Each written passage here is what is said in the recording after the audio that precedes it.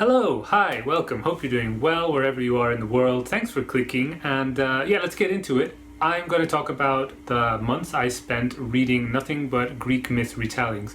I had a bunch of them that I wanted to read, so I thought why not all at one fell swoop, or like as many as I could at one fell swoop. So to begin with, we're going to start with, first of all, I should say, I did them in chronological order because I thought that'd be cool. Something that I really like about Greek myths is the way that they all fit into this giant kind of tapestry, and they, there's some contradictions about like what happened before, when, and so on and so forth, because there's just so many stories. But you can kind of get a very general overview of like, who's the grandfather of who and so on, and like it's there's something very satisfying, I think, about just putting all the pieces together in a big line, a big chronological line.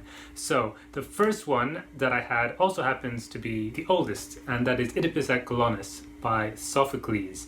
I think that people often don't think of the Greek tragedies as being retellings because they're like, sort of our source material for a lot of these myths. But of course, these myths had existed for hundreds of years already, and the Athenian tragedies were just like taking one of the myths and then putting a modern spin on it for whatever was modern in like 400 BC, right? Taking something which was a tradition from hundreds of years ago and making it relevant to society at that time, which is what Greek myths retellings do now as well. But anyway, Oedipus at Colonus. So this is a story, it's a play. It begins with an old blind man and his daughter coming onto the stage, and they sit down in a little grove. And then the people who live in this place come up to these travelers, and they say, you can't be here, this is a sacred grove. This is the sacred grove of the Eumenides, or the Erinyes, which means both the Furies and the kindly ones, I learned from reading the footnotes. They say, hey, you can't be here, you got to move on. And he says, psh, I'm Oedipus, bitches. And that's kind of like the opening like conflict. But then really quickly, other characters come in. So the king of Thebes comes in, who's Creon, and then the king of Athens comes in, who's Theseus. And one of the things that this play does so well is create like a connection to place. Like, we're in Colonus, and we're in this particular sacred grove in Colonus, but we know that in one direction is Thebes, and in another direction is Athens, and then in another direction still there's Argos, and there's all these factions, and they're all interested in Oedipus, and they all want to get their hands on Oedipus because there are certain prophecies that say if you've got Oedipus on your side, things will go well for you in what you're trying to achieve.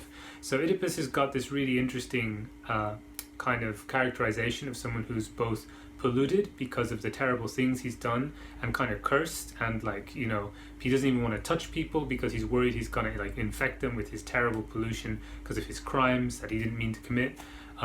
But also he's like really valuable, and there's something kind of spiritual and almost divine about him, and like he seems to be like as he's approaching death, because it's said from the beginning that he's very old and he's going to die soon, he's also seems to be like approaching the divine. To give some context, there's like 3 Theban plays in chronological order. First there's Oedipus Rex, which is about the king of Thebes who discovers he did some really terrible things, and the story is about his discovery, his sort of self-discovery. And then there's this one, Oedipus at Colonus, which is about him kind of approaching death and all the stuff I just said. And then the last one is Antigone, which is about the daughter who was at the beginning that I mentioned already, and it's her kind of picking up the pieces of what's left of her family. Kind of literally picking up the pieces of what's left of her family. That's kind of dark. But anyway, after a terrible war. So this is really like satisfying in the way that it both kind of harks back to Oedipus Rex and kind of completes the character arc of Oedipus, and sets things up for what's going to happen in Antigone. So that's just fun. And also it's interesting because this is the last one that he wrote of those 3. And so there's this kind of like poignancy that, he's sort of tying up together his famous works, and like he's writing about this old man approaching the end of his life. He's an old man approaching the end of his life. It's got this sort of like metatextual I felt really it was moving, I was moved. I was like, yeah, go on, Sophocles, you tie up your legacy. For most of it I thought it was kind of meandering, and I didn't really like engage with it in the way that I have with lots of other Greek tragedies. but the end just like ramped things up to 10, and it was like such a powerful ending. And that's like something that happens with basically all of the things I talk about in this video. Like almost everything that I read this month was good, and then the very end just like made it much better, and then like kind of elevated the stuff that came before it. Ooh, it just started to rain. Nice day to be indoors. Next one. This one. So Home Fire, like I said, Oedipus at Colonus really sets things up for Antigone, and then this is a modern retelling of that, so it felt really pleasant to go from Oedipus at Colonus directly into the next story, but having that story set not in ancient Greece but in contemporary, well, it's set in a lot of different countries, but it's about British Muslims, so it's Antigone but with British Muslim identity as sort of like the main focus and setting for the drama. I feel like these topics could be kind of like intimidating for someone who's not particularly into Greek tragedies or not into British politics. I really want to emphasize that you don't need to be like really into those things to get something out of this book, but for me, my experience was just like kind of like that they fit together so well. It was like, of course Sophocles is the best way to understand the British hostile environment policies and Islamophobia in the UK and across the world, and ISIS recruitment, and like all these like kind of really heavy topics, they all just sort of make sense in the world of Sophocles when, you know, like treated in the way that Camilla Shamsi does. So, you know, fair play to her. The story is basically about three siblings, Isma, Anika, and Parvais, or Ismene, Antigone, and Polynices from the original myth. And they, the kind of the main thing that sets the plot going, although it's not clear immediately, is, but you know, it's on the back, so I think I can say it, is that Parvais has joined ISIS as a part of their media branch. So one of the people who does like sound mixing for ISIS in Syria and in Iraq. The story begins with the two sisters and how they're dealing with that. But it's also kind of like the way it gets into it is through a romance. It kind of surprisingly reads just like a normal romance novel. I would say that it's like fun to read and informative and, you know, like thought-provoking, but it's still basically quite a shallow romance novel, and you don't really care, I would say, that much about the characters, which is quite important, I think, in things like romance. But as it goes on and as it gets into the big issues, you kind of see what it's been setting you up for, and then at the end it really, like I said, like all of these, it just really gets good at the end. It gets explosively good at the end. Even if it didn't have that really good ending, I would have still thought though that like this was a really solid book, and it should be taught in schools as well, like as a companion piece to Antigone, because I feel like it's kind of like screaming to school teachers who want to show like their students why Greek tragedy is relevant to the modern day, you know what I mean? Like it's a great way of understanding the, you know, the consequences of the war on terror and like how that still affects the world we live in, how we deal with, you know, family ties and political ties and all that good stuff that's in Antigone. Something that I thought was really interesting for me in this is Parvais, because when I read Oedipus at Colonus, the character of Polynices makes an appearance. He is the son of Oedipus who left and then came back with an army and tried to conquer his own city with a foreign army. And I was surprised because I've read him in a few things, and he's always portrayed as like this really like unsympathetic character. I think this guy, he always gets a bad deal. It was just like really ironic for me, I think, that this character who I feel kind of familiar with, like the most sympathetic portrayal of him that I've ever read is in a book where he's portrayed as someone who willingly joined ISIS. So now we've left the Antigone story behind. We have moved to the Trojan War with Ransom by David Malouf, I'm not exactly sure how to say it, but yes, this is an Australian book. It's about the king of Troy, Priam, who goes to the Greek camp during the Trojan War and asks Achilles to give him back the body of his son. So now I think about it, it actually is quite connected to the Antigone story in a way, because it's again dealing with this thing of a body. Someone's died and it needs to be treated with respect, and you know, like the family deserves to treat the body appropriately as the gods would dictate, you know, but there's something which is stopping them from doing that, and that's like the main source of conflict, both in Antigone obviously and also in Ransom. So like for me, the most interesting thing about this book was the way that it did what the Greek tragedians did, which was they kind of, rather than retell a Greek myth in terms of its story, you know, they would go and they would like look at their big tapestry of different encounters and moments within the myths and just like pick one of those and be like, we're going to dramatize this and we're going to flesh out the characters and, you know, like have them, the argument that would normally just be like one line in a story become like a huge like thing which makes us reflect on life and reflect on the society that we live in and so on. So that's what he did, and I think that's quite rare in Greek myth retellings. Usually they're telling you a story which is well known or has already been told, rather than looking in the myths for an encounter between two people and then like focusing on that and just like expanding it. So yeah, the structure, the strategy for this book was the thing which like really I thought was interesting. The actual content was also really good. It's very gentle. It's like one of the most gentle books I've read recently, which is kind of like impressive in and of itself, because I think that more than the others it also deals with war and has some like violent scenes in it, but they're kind of in flashback or flash forward in some cases, and they're, you know, it's quite impressionistic and pensive. That's sort of something that, you know, you can tell Maluf is like adding into the myth, but doing it in a way which seems kind of quite respectful. For example, like Achilles always goes in the myth to the sea to talk to his mother Thetis, and in this, like, you know, the image of him going to the sea and like speaking and listening to the waves, and sometimes the fact that he is also half water goddess, you know, like his mum's a water goddess, so the fact that he's got that half kind of watery divinity inside of him is something in the story which is used to explain like certain psychological states he goes into, where he suddenly just starts noticing things in a more transitory way, like waves passing, and I thought that was really nice. Yeah, so like this really does a lot to make the characters more psychologically full than they are, I guess. Do they need to be more psychologically full? I don't know, because they're so compelling as it is, and like it doesn't pull them in like directions that I feel are really different or exciting from what you get when you read the Iliad. Like in terms of like adding new stuff, I'm not sure this really made a huge impression on me at all.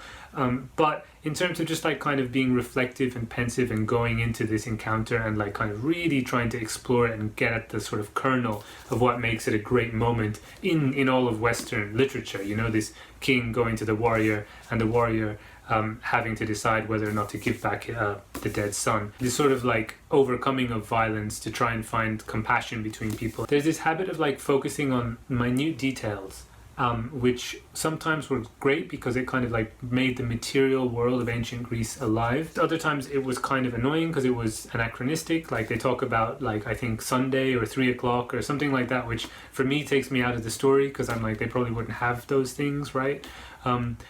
But in other ways it was annoying because I kind of felt it should have been edited better, if that makes sense. Like there's this pancake just keeps on reappearing in the story, or a griddle cake they call it, where this guy is explaining to King Priam how they make this cake that he's just eaten, and he talks about the butter that they use and how they churn the butter and the cow that they get the butter from, and then they have to put it on a little thing and you have to, you know, knead it in such a way. I don't know about cooking, but it's basically like a recipe in the middle, and it takes a long time, and then afterwards they just keep talking about the griddle cake, and even like way after, when other scenes are happening and other things are going on, the king will suddenly be like, that griddle cake though, and just go into it again. And I didn't get what that was about. It didn't make me hungry. It didn't make me excited to find out. It was just that kind of slowed everything down and made it feel longer than it is. It's quite short actually. So yeah, there were a few quibbles like that, but overall, like I said, it was really gentle. It was really nice. It was really reflective, and I would recommend it. I gave it 4 stars.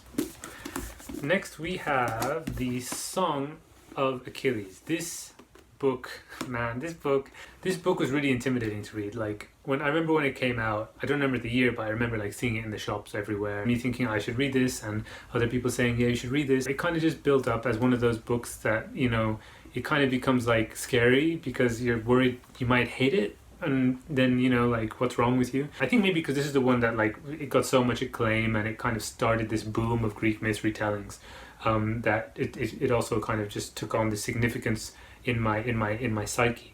But I finally read it and it was great. I really liked it. So it just goes to show, when in doubt, just read the book. It's a love story basically between Achilles and Patroclus, who's sometimes portrayed as his lover, more oftenly portrayed as his BFF. But like it for the most part, it's just like a really like well-paced love story, I think, except for the stuff on Skyros. That's kind of like all over the place and messy, but let's not worry about Skyros. Of all the things I read this month, this was the one which was a proper page turner.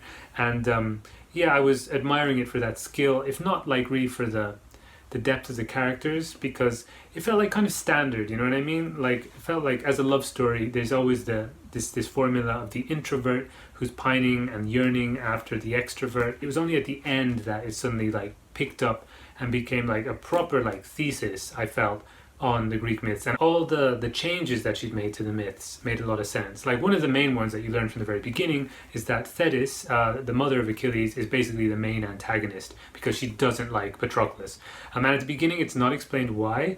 You kind of think, I guess, she's homophobic, but like they don't really go into that. And what would like Mycenaean or Mycenaean Greek homophobia look like? Is it meant to be the same as our one? And like stuff like that. Again, anachronisms, like they bug me. But at the end of the book, everything comes together and all the decisions she's made kind of make sense. Like the creative divergences that she's made from the actual myths. You're like, that's what you were doing. And like it all comes together so brilliantly. It becomes like she's justifying why she wrote this book from the perspective of Patroclus, because he's like the key to the whole thing. Something that I really like about Greek myth retellings is the way that they have the story already, there, and very often the way that they make it fresh is they find a character whose voice can be heard in a different way, or whose voice resonates in a certain way, and let's find that resonancy and just draw it out and develop it and make basically a new character. Patroclus allows her to create a 21st century sensibility and kind of sympathy and insert it into the story, and she actually changes some really key elements of like the Iliad to get Patroclus right there in the middle of the plot, and it works. Like, it's not disrespectful at all to the original text. The ending, like, it made me cry. It made me properly cry, and like I don't cry when I read books normally. Well, that's a whole other video probably, but usually basically when I read books, if they upset me a lot, then I might cry later just because I feel upset, not because of the story, if that makes sense. But in this one, the story actually like made me sob when I got to the end of it, which is an achievement, I think. There's one thing though I want to say, like at the beginning they have the quotations, right? Like the, what's it called, like the praise, and there's this one quote which goes, only the finest of historical novelists are able to adequately convey the sheer strangeness and otherness of the past, particularly the ancient past. By this criterion alone, Madeline Miller shows exceptional promise. And I completely disagree with that. Like, I thought the whole thing about this book was that it's so modern. It's got such modern sensibilities. Like, the whole first part feels like a very modern kind of gay love story. It feels like Achilles and Patroclus, the modern gay love story. That's sort of like what my image of the book was, and that's kind of like what it was for most of the beginning. And there's nothing wrong with that, but it's definitely not exploring the strangeness of Greek myths. I felt if anything it was just like kind of taming them for a more like kind of domesticated beach ready kind of audience, if that makes sense. And again, nothing wrong with that, but I just like that quote seems to be completely out of place. Because the Greek myths are weird as hell, but like this doesn't really get that across, I think. This is more like the cozy Greek myth version. As an aside, the centaur in this book, Chiron, is top-notch, and I would die for him. Next up, we have a reread for me, which is Troilus and Cressida by William Shakespeare, another play. So yeah, this is my third Achilles book. I mean, he's not the main character in this, but then neither are Troilus and Cressida, really. So this story takes place in the Trojan War. It kind of covers the main story beats of the Iliad by Homer. Again, like about the chronology, like these last ones, they're all like kind of dealing with Achilles and the Trojan War. So I didn't know what order to read them in, because they all kind of overlap with each other. So I thought that I would just read them in whatever order I fancied. which I did. But the thing that I thought was kind of interesting was that these two are like kind of modern retellings of the Trojan War, and I feel like they both did a similar thing in that they were, like going into the myths, the famous myths and heroes about like a really terrible, violent thing, like a huge war, which involves like murder and rape and all these awful things, and like trying to find what's a new kind of heroism that fits, today's sensibilities. What can we extract which is valuable, not just in the sense that it's beautiful, but also in that like it kind of like provide us with values, for today, like moral values and like pacifist values and things like that, and like caring about people and all this sort of good stuff.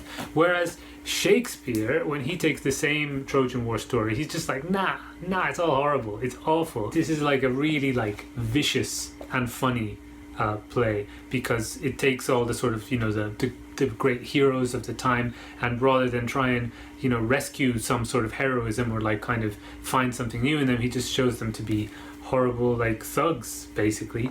And the first time I read it, I really loved like the kind of black comedy of this, because this is like really funny and really horrible, but reading it now, I found that there's actually a lot of thought and care, and a lot of the characters are trying to be good and they're trying to be heroic and express that in whatever way they can. It's the world is too gross to allow them to do that. These pink things that I put in to like kind of find nice quotes and stuff are mostly just insults. So rather than tell you like much about the plot of the play, I thought it would give you a flavor of it if I just read out some of those insults now. I would thou didst itch from head to foot, and I had the scratching of thee. I would make thee the loathsomest scab in Greece. He's grown a very landfish, languageless, a monster, masculine whore, thou crusty botch of nature. The policy of those crafty swearing rascals, that stale old mouse-eaten dry cheese Nestor, and that same dog-fox Ulysses, is proved not worth a blackberry. I'm a bastard too. I love bastards. I am bastard begot, bastard instructed, bastard in mind, bastard in valour, in everything illegitimate. One bear will not bite another, and wherefore should one bastard? Take heed, the quarrel's most ominous to us. If the son of a whore fight for a whore, he tempts judgment. Farewell, bastard. Troilus and Cressida, everybody. Not the most famous Shakespeare play, but probably the most filthy. Next up, the cure at Troy. So we have left the Achilles cycle behind, but the war rages on. And basically what happened was, on the way to the war, this guy Philoctetes, who is the friend of Hercules, got bitten by a snake, and his foot got infected, and he was always complaining, and it smelled really bad, so they dumped him on an island. They marooned him there. 10 years later, they find out they can only win the Trojan War if they have the magical bow of Hercules. Who has that? Philoctetes. So they have to go back and get the bow off him. Whether it's through lying or cheating or stealing, doesn't matter. They need this bow. And of course Philoctetes isn't too happy to see them. So that's the sort of the premise. It's called Seamus Heaney's adaptation or version of The Cure at Troy, which is a play by Sophocles again. The play is called Philoctetes. That's the play by Sophocles. Cure at Troy is Seamus Heaney's title. So I'm not sure what this means. Like, I don't think he's translated it. I think he's just like read translations and made his own version based on those. It does read like a Greek play. At the beginning it was like exciting because I'm getting reintroduced to these characters, and in the case of Philoctetes, introduced because I've never read any of the myths about him. It kind of like goes along, and I kind of felt like, oh, I know where this is going, and like the language is very simple, which is true to Seamus Heaney's style, incredibly easy to read. But it kind of secretly built up these waves that I wasn't even like really aware of, and I thought I understood exactly what this was by the time I was in the middle of it. But when you get to the end, when it gets to the big climactic stuff that always happens at the end of Greek tragedies, I felt like I was like moving. I felt like I was like spinning when I was reading it. I don't know if other people get these experiences sometimes where you read the words and it feels like kind of the walls around you are kind of moving, but I had that kind of experience with the end of this. It was really good. Seamus Heaney is like some sort of magician, because like so much power gets like accumulated, I guess, in such a short little thing that by the end you feel like the waves buffeting you, and all that from a stinky foot. The last parts have actually been quoted a few times by political leaders, including I think like Joe Biden. Didn't he do it? You can see why, because it connects to modern day things in a way that is far more subtle than something like Home Fire. Not that that's against Home Fire, like Home Fire is great for what it does, but this does it in a way where it just kind of like hints at the Troubles, which was what was happening when like Seamus Heaney wrote this in the 90s, I think.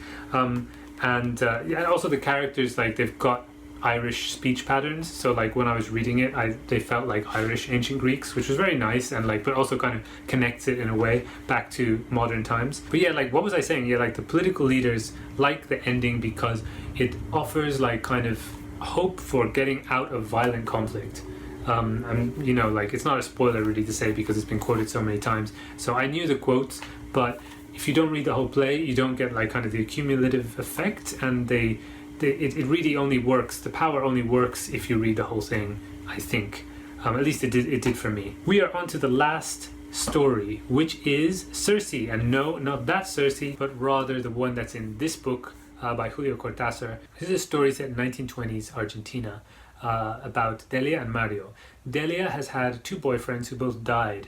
And so the neighborhood that they live in is spreading all sorts of rumors about how she actually murdered them. They died, one of a heart attack and the other one committed suicide, so that seems to be out of the question, but we're not sure, right? But Mario is really offended by this. He breaks even with his own family. He goes to defend her all the time. So they develop this kind of relationship. She likes playing the piano and making liqueurs and chocolates. So she's sort of like almost like an alchemist. She likes kind of like discovering new flavors.